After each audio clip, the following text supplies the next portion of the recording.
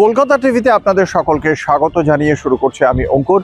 এই মুহূর্তের অন্যতম গুরুত্বপূর্ণ খবর আপনারা সকলেই জানেন, সম্প্রতি ককরোচ জনতা পার্টির যে দীর্ঘদিনের আন্দোলন, সেই আন্দোলনের জেরে দেশের কেন্দ্রীয় শিক্ষামন্ত্রী ধর্মেন্দ্র প্রধান তিনি পদত্যাগ করেছেন।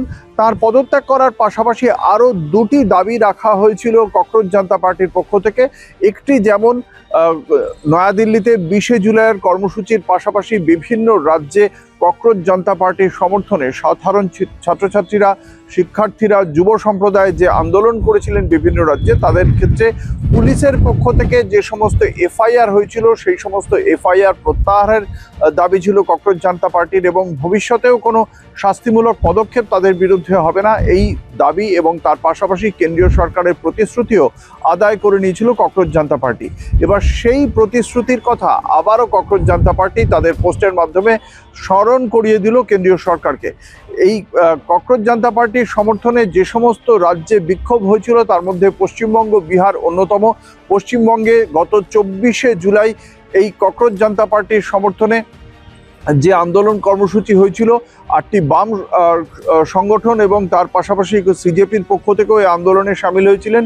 কিন্তু ধর্মতলার কাছে এই আন্দোলনে বেশ কয়েকটি জায়গায় অহিংসতা সরাসরিভাবে বদলে যায় সহিংসতায়।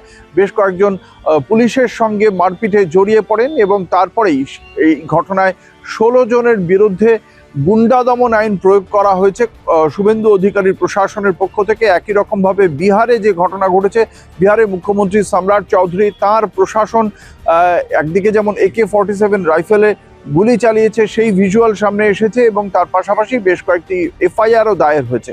এবার এই দুজন মুখ্যমন্ত্রীর নাম নিজেদের পোস্টে উল্লেখ করে, তাদেরকে ট্যাগ করে কেন্দ্রীয় সরকারের কাছে এ বিষয়ে তাদের প্রতিশ্রুতি মনে করিয়ে দিয়েছে ককরোচ জনতা পার্টি। তাদের বক্তব্য যে কেন্দ্রীয় সরকারের পক্ষ থেকে জিতেন্দ্র সিং এবং জেপি নাড্ডা তাদের সঙ্গে বৈঠক করেছিলেন এবং সেই বৈঠকে তাদের প্রতিশ্রুতি দেওয়া হয়েছিল শুধুমাত্র দিল্লি নয়, অন্যান্য রাজ্যে যেখানে ককরোচ জনতা পার্টির সমর্থনে এই বিক্ষোভ অবস্থান হয়েছে সেখানে পুলিশের পক্ষ থেকে শিক্ষার্থীদের বিরুদ্ধে বা আন্দোলনকারীদের বিরুদ্ধে যে সমস্ত এফআইআর দায়ের করা হয়েছিল তা প্রত্যাহার করা হবে।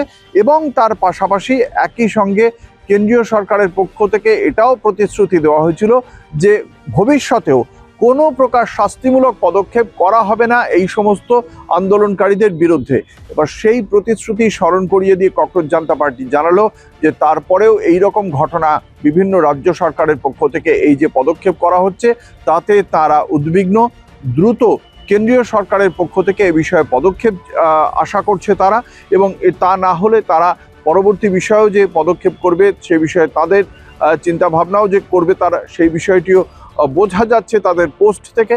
দেখা যাক এ বিষয়ে কেন্দ্রীয় সরকার সংশ্লিষ্ট রাজ্য সরকারগুলির জন্য নির্দিষ্ট কোনো নির্দেশ দেয় বা রাজ্য সরকারগুলি তারা এখনো পর্যন্ত যে পদক্ষেপ করেছে সেই বিষয়ে পুনর্বিবেচনা করে, সেদিকে আমাদের তাকিয়ে থাকতেই হবে। এবং সেই আপডেট পেতে গেলে আপনাদের তাকিয়ে থাকতে হবে কলকাতা টিভির পর্দায় রাত দিন 7 দিন।